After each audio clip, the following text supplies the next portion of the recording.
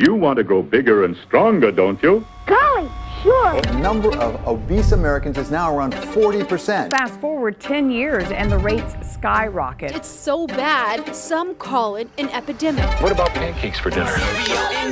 Almost 7 grams of fat. Americans are getting increasingly and astronomically chronically ill, and it is largely because of our toxic, ultra-processed food system. It's the craziest scam to ever get pulled off. Big Tobacco bought into U.S. food companies back in the 80s. Why is the FDA funded by the pharmaceutical industry? Former drug regulators who went to work for the drug industry. This is why America is facing an obesity epidemic. That's not about willpower. It's about the food system. Okay. Max, how is food healing us or killing us? Yeah, food could either be the safest form of medicine or the slowest form of poison. It's strange to think that at one point in time, one of the leading causes of death in America was the lack of food and malnutrition during the Great Depression. Fast forward to today, however, and 42% of American adults are classified as obese. Food-related illnesses have become the #1 health issue in America, and health experts believe it will soon overtake cigarettes as the leading cause of preventable death. The abundance and availability of fast and easy food that may have once been a dream has turned into the American nightmare. For a long time, the obesity epidemic was chalked up to an individual's lack of self-care, diet planning, and exercise, leading to the rise of reality programs meant to empower overweight people to simply clean up their diets and get into the gym. While these are well-meaning notions, we believe that there may be something deeper at play that is causing this epidemic. Why is it that obesity in America skyrocketed specifically in the last 20 years? And why are there some geographic locations that experience it worse than others? To find the answers to these questions, our search led us here, to McAllen, a border city in southern Texas that has become an unexpected face of the issue when in 2011 a study labeled it as America's most obese city. Here at Yes Theory, we always believe it's important to break through the stats and speak to people on the ground to get truer understanding of the circumstances they're living in. That's why Ammar and Staffan will be traveling to McAllen to spend the next few days exploring the city, trying to uncover what is really causing this spike in obesity. They also sat down to interview multiple health experts who helped provide in-depth analysis to everything they're about to uncover in the city with this mysterious affliction.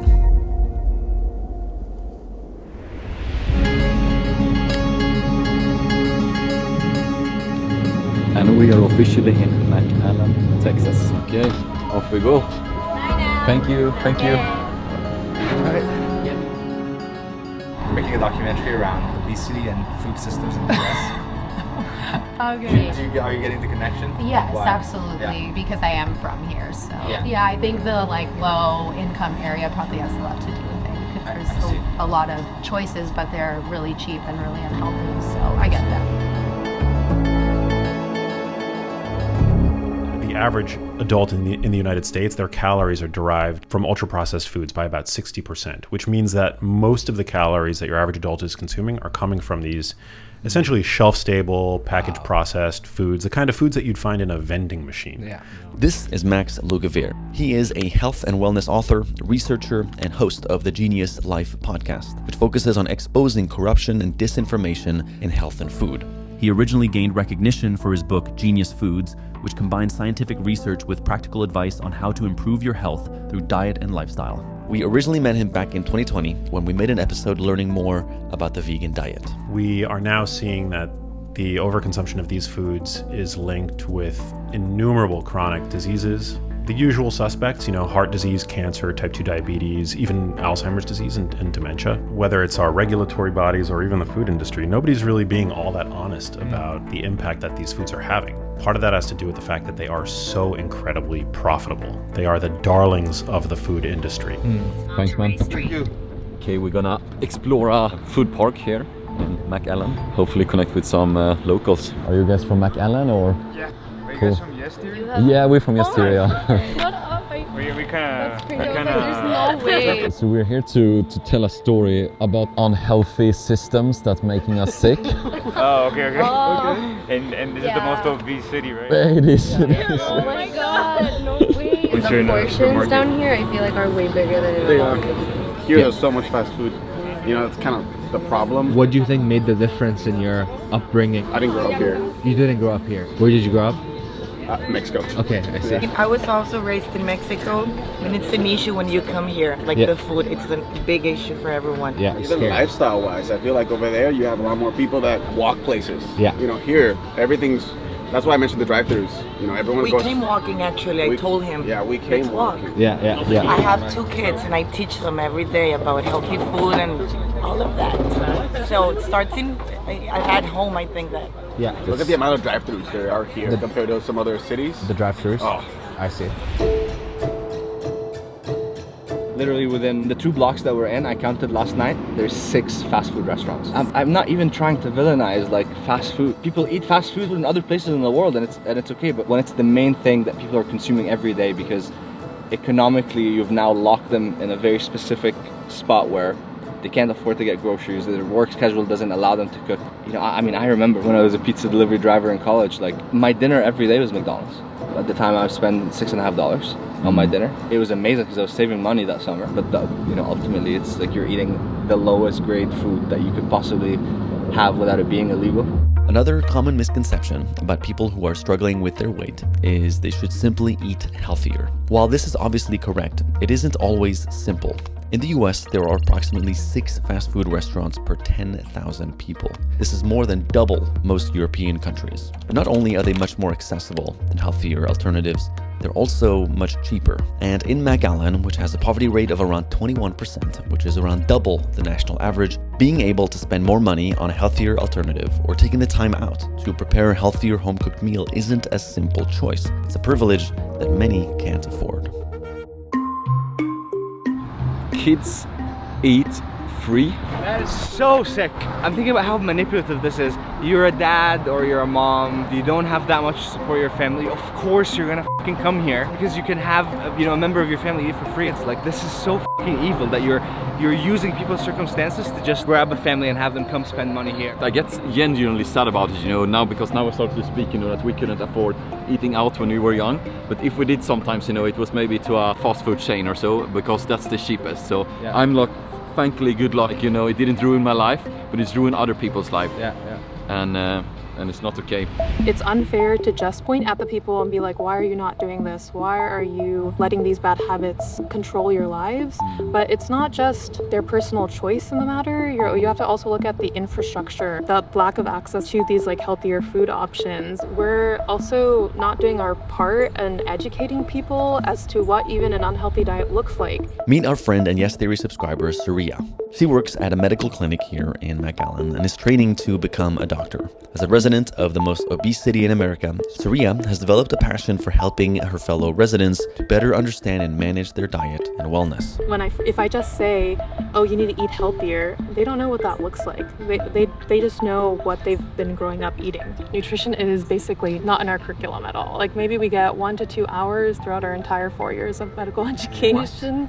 And 1 to 2 hours? Yes. I learned virtually nothing at Stanford Medical School about the tens of thousands of scientific papers that elucidate these root causes of why American health is plummeting and how environmental factors are causing it. I took 0 nutrition courses in medical school. What we are dealing with here is so much more than a physical health crisis. This is a spiritual crisis.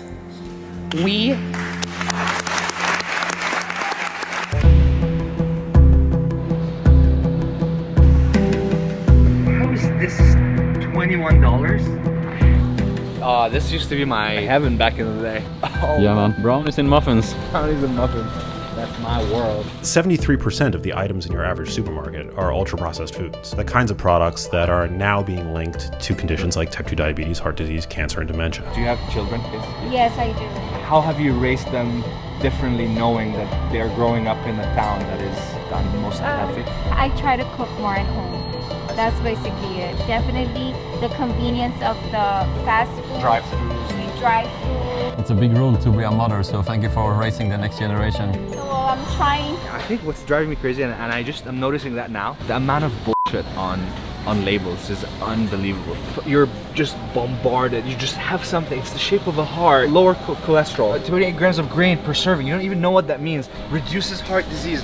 What the are you talking about? I'll end with a question. If your grocery store has a health food section, what does that make the rest of the store? Thank you. People are being actively misled. Yeah. I don't even like to use the term, but it seems like they're, at times it's almost like a disinformation campaign. All of the healthiest items in the supermarket actually don't make health claims. Yeah. Like you won't find health claims on a piece of grass-fed, grass-finished beef. You won't find health claims on a dozen eggs. You won't find health claims on a bush of kale. All of the health claims that you'll find in the supermarket, the front of package labeling, are all adorning ultra-processed foods. The healthiest foods in the supermarket don't need to make health claims. We are ranting about these cereals here. They are saying that they are healthy and good, but I don't know if we trust them. Do you? If you want my honest opinion when it comes to cereal, you put a little heart on it, people just assume it's healthy. And that's not really the case. Because the moment you put some sugar on it or anything, frosted anything, it's not healthy. It doesn't matter if you get like regular Cheerios or anything like that, they're still putting in like all that sugar in your body. Do you find it harder to make healthier food choices in a place where the options are very limited? I think that's just a nationwide problem because all the healthy options are restricted by a price tag. Let's say you live paycheck to paycheck. Getting stuff that are just like healthier, it's not feasible sometimes. From the food perspective, addiction is the business model. If we can get more people to jam more fake industrial food, they eat themselves to death and then end up in a hospital. It's a revolving door of profit that we are born into. Dr. Casey Means is a physician, entrepreneur, and health optimization expert. After graduating from Stanford, she worked for years as a surgeon before shifting her focus to preventive and functional medicine. Since then, she has become somewhat of a whistleblower against the American medical system, believing that there is much more advocacy needed for addressing lifestyle and diet issues. We got inspired through her eye-opening book, Good Energy, which presents a case for a metabolic-focused approach to health, and luckily got the chance to sit down with her to dig deeper into the American healthcare system. So we live in what is ostensibly like the most prosperous and one of the safest times in human history, and we are very depressed. Our life expectancy is going down. So then you have to say, what is different in the last 50 to 100 years that could be making our cells not work properly? The largest industry in the entire country, therefore the largest industry in the entire world, because America is the richest country in the world, is healthcare. Healthcare has a business model focused on getting more patients through the system as quickly as possible. I think as an Egyptian, and he's Swedish, we know that America is the biggest exporter of culture in the world. Yep. And what we see in the movies with how people eat and drink is literally how other places around the world strive to eat and drink. It's like, yes, it affects America, but ultimately all of this eventually gets exported to the rest of the world. When America coughs, the whole world gets sick. True Fit seems like one of the biggest gyms here. Let me just take a look inside. I'll ask him for They had like the first thing that you saw on the screen in there is want a custom meal plan, which was very interesting because it makes sense. As soon as you walk out of here and you just look anywhere around, a meal anywhere around here would ruin a full gym session that you had. One of the first pillars of maintaining a healthy lifestyle is obviously exercise, and more specifically incorporating exercise into your daily routine. However, this can be easier said than done. Take a city such as Paris, for example. Here, walking to work or to meet friends is the norm, largely because of the city's design, and oftentimes is actually more inconvenient to drive to your destination. Compare that to McAllen and many rural cities throughout the United States, which have been ridiculed for their lack of urban design and walker-friendly city planning. Like climate-wise, it's very hot down here. This is the coolest it's been the entire year. It's 90 degrees. Yes. We're sweating. Yes. We're like, can we even be out today? No, during summers you can't bear to walk outside. So if people are wanting to incorporate exercise that is free, it's super, super hard. Pointing the fingers like, why aren't you exercising? Well, it's harder to get out there. One of the final stops of this trip was to meet someone who almost lost her life to obesity, Alejandra. She had reached out through the Yes Fam when she heard about us filming this story with the hope of sharing some insight from her personal experience into how the American health system not only didn't help her, but actively made her circumstances worse. Hello. Hi. Nice to meet you. Nice to meet you. Thanks for taking the time. My dog's name is Jovi, after Bon Jovi. Oh. His full name is Jovi Tyler, after Bon Jovi and Steven Tyler. I see. We texted like this morning and you've been on a journey and are on a journey. I'm appreciative of you taking the time to even talk to me. I think it was when I was about 6 or 7 that I moved here to the US, because like when we lived in Mexico, my mom and my grandma were the ones taking care of my diet. So everything was homemade. I never got any processed foods growing up. They were very strict with it. But once we started school here, we started having lunch at school. And at first I wouldn't want to eat it because I wasn't used to it, because it was pizza, chicken nuggets, burgers, things that I didn't like because I wasn't used to them. And my mom got called into the school and got told that we needed to eat our lunch. Free lunches at school are fairly common around the world. However, in Japan, for example, school lunches are highly structured and focused on balanced, freshly prepared meals. Compare that to the US, where the average cafeteria is often serving highly processed, calorie-dense meals like pizza, chicken nuggets, and fries. There are a number of reasons why this has been allowed to happen, including cost constraints, poor federal guidelines, but perhaps the worst impact comes from food lobby influence. The food industry spends millions on lobbying and campaign contributions to influence lawmakers for their inclusion in school cafeterias. This was no clearer than in 2011, when Congress allowed a mere 2 tablespoons of tomato paste on pizza to count as a vegetable serving. This decision was heavily lobbied by the frozen pizza industry, which fought against stricter nutritional guidelines. A lot of these tobacco companies ended up buying up these ultra-processed food companies. Wow. And there is data that suggests all the same criteria that tobacco products do, ultra-processed foods tick off all of those same boxes. This is why the advice that an overweight or obese person will often hear to just eat less and move more is really actually quite condescending and even insulting, because it's really hard to eat less of these foods.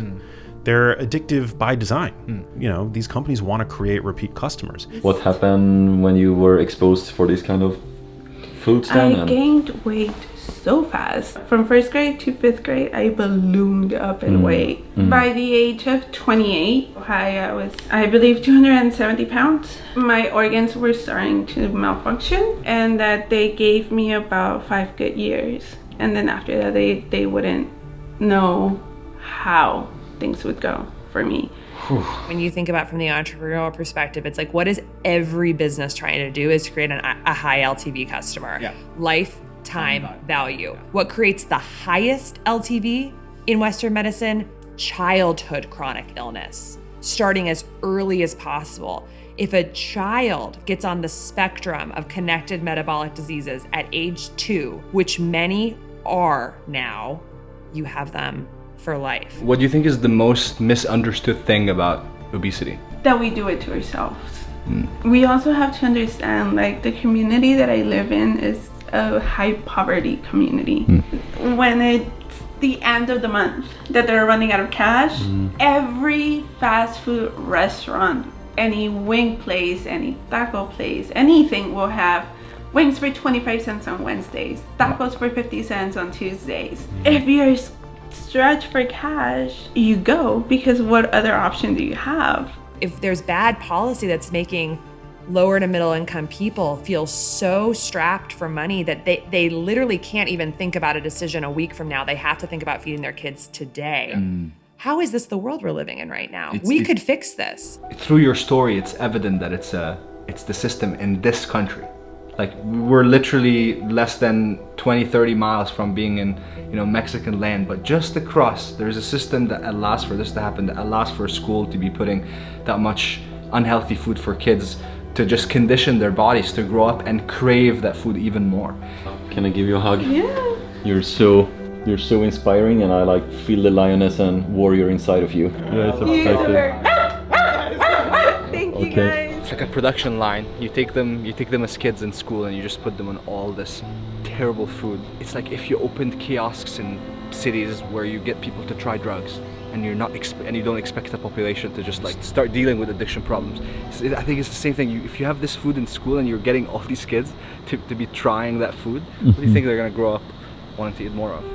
When we first had the idea to investigate McAllen, we went with the thought that there was something unique about this town. But after speaking to the residents and dissecting the issue with experts, we slowly grew more aware that this isn't a McAllen problem. It's an American problem, one that has seeped into every city across the country. But what we also learned from this experience is that for those out there struggling with weight issues, there is hope. You're not the only one going through it. Like, there's a lot of us going through it. Even if the road to get there is rough, it's worth it. Like, I'm still fighting my fight. I'm still not okay. I'm still working to be healthy again. But I am so much better than I was 3 years ago. I can walk. I can eat. I can enjoy things that I couldn't enjoy before. By learning about the systems that are in place and educating ourselves on how we can improve our diet and well-being, we can break the unhealthy cycle that we seem to be stuck in and take back control of our quality of living. To me, as long as you're eating primarily whole foods, I think you're going to be way ahead of the game. Definitely way ahead of average today. So whole foods don't have extensive ingredients lists. They are the ingredients. For those who are interested, we've provided some links in the description to cheap, healthy meals that you can make at home, along with some links to exercises that you can do at home that don't require any equipment. But obviously, these are band-aid solutions. The true solutions will be going after the companies and representatives that have exploited and profited off of this system. The food and beverage companies, the pharmaceutical companies, and the insurance companies that have made trillions off of the desperation of normal people. There was a study that I read that was about how to get teenagers to stop eating junk food. And they put vending machines in a high school, and then they tried to do different campaigns to see how they could get kids to not eat what was in the vending machine. And the only thing that worked for teenage boys was essentially a campaign letting them know that they were basically being used as tools by the food companies for profit. Wow. And like their strength and masculinity was essentially going to be zapped by the food in that, and that like they were being used. I mean, you could teach people all day about the health effects of the food and it's going to cause obesity, and it didn't matter. Yeah. You are being